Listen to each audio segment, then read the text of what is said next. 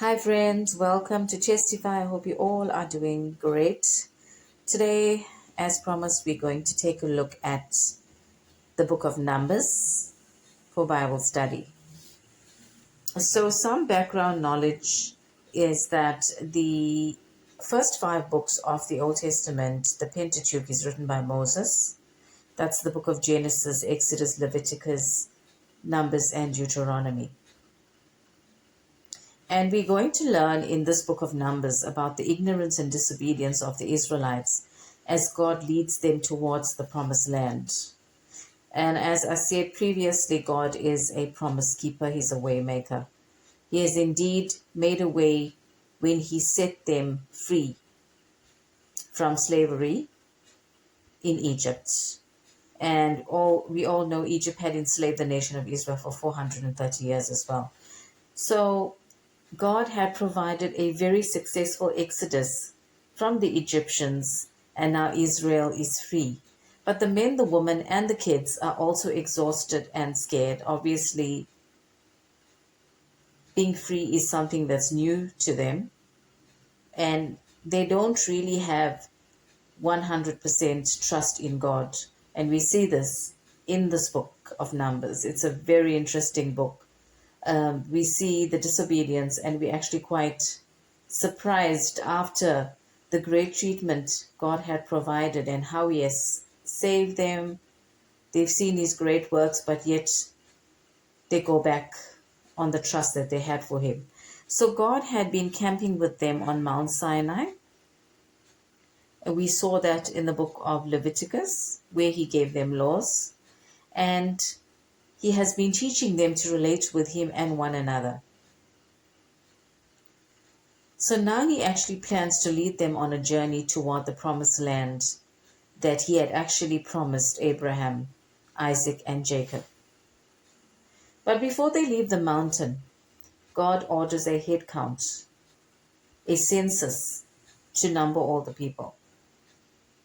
So all of this numbering of people gives this book its title, Numbers. That's how the title of the book was created, I would say. But beyond this, the book of Numbers teaches us about Israel's grueling journey from Mount Sinai to the promised land. It was not an easy trip. Now, the question is, will these Israelites who God rescued learn to trust Him as He leads them through the wilderness and into the land? Or will they choose another way? And I'm asking you now to stick with us as this holds a very shocking answer at the end. So we're going through chapters 1 to 12, preparing to travel.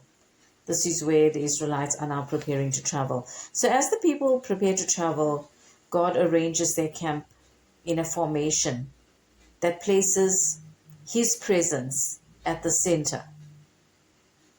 Now, in Genesis, Exodus, and Leviticus, God repeatedly creates spaces where He can live with His people.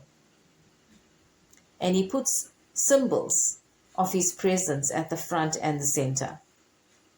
And obviously, that is something which is acceptable because He wants His people to focus on Him and bring whatever their needs are to Him. God wants to live with the Israelites in the land of promise, and He also wants to live every day with them while they journey through the wilderness. He wants them to trust Him through their hardships, just like us, centering every part of their lives on Him. But there is a problem. The Israelites struggle to rely on God. They complain. They despise the food He provides, such as manna and quail, and even wish that they were back in Egypt, where they were eating their leeks and cucumbers while they were enslaved and overworked by the Egyptians. So the question at this point is, will this generation ever learn to trust God at all? Chapters 13 to 25, refusing to enter.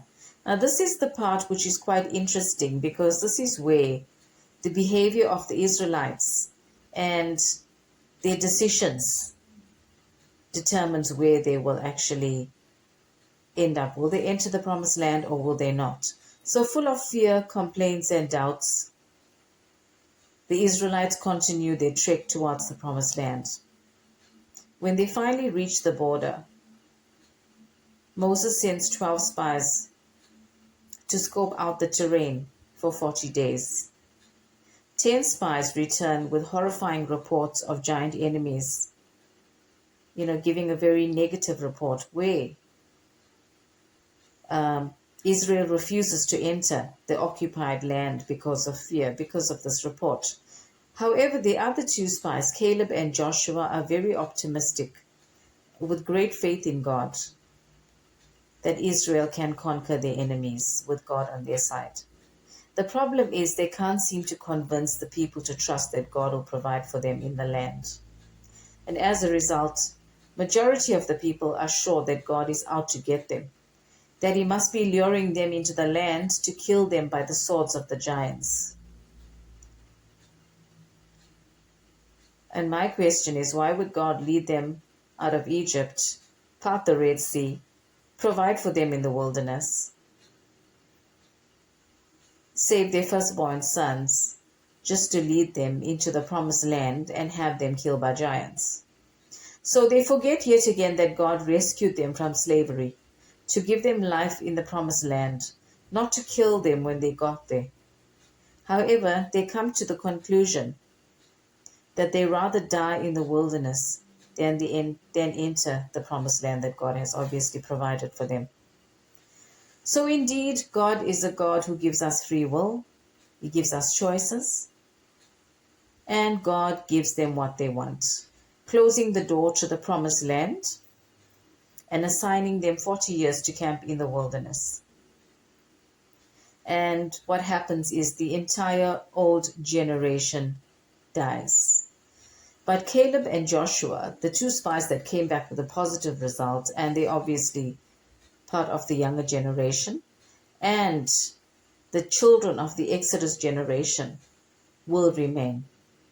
It's sad and disappointing as it is for the reader, but let's not lose hope as yet, because God is always a God of promise. He's always a God of great possibility, and he is a God who can do the impossible.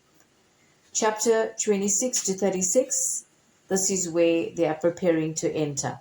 Now, the last section of the book of Numbers begins with the next generation.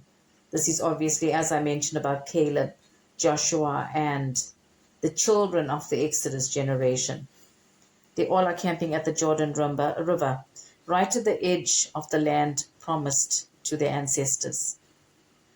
God again calls for a census, and he tells the people how to divide the land so that each tribe will have an inheritance and stability once they settle.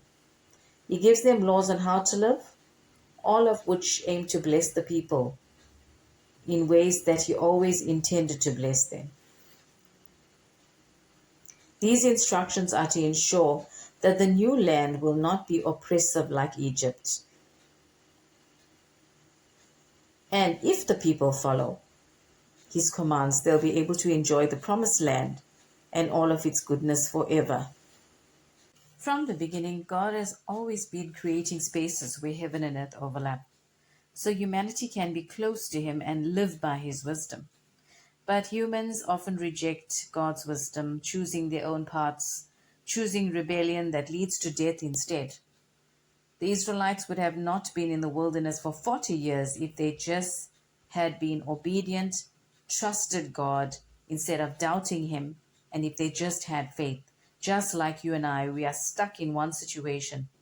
We don't trust God enough and obey his commands. And we see this tragic cycle again and again throughout the story of the Bible and even in our lives. It highlights that rebellion brings consequences for the Israelites because they were excluded from the promised land, as well as for us, while God continues to guide and prepare a new generation to inherit the land. So by the end of the book of Numbers, we are left to wonder, will this new generation learn from past generations' mistakes? But how does this book relate to you and I today? Jesus has indeed saved us from Egypt. Egypt is a symbol of slavery, slavery from sin. For those of us who have accepted His grace, we have been set free. But even after saving us from Egypt, we are still disobedient and we are stuck in our old ways. We refuse to be obedient to God's instructions and reject sin. And that's the reason why we are stuck in the wilderness. And then we end up blaming Him. Remember, God gives us free will to make our own life decisions. Some of us are still in bondage like the Israelites because we don't surrender and we don't submit to God's plans for our lives. So I hope that this book resonates with you. I hope that there's a lot of takeaways for you. And I hope that you have a better understanding of the book of Numbers. Please join us for more as we explore more books in the Bible. Take care and God bless.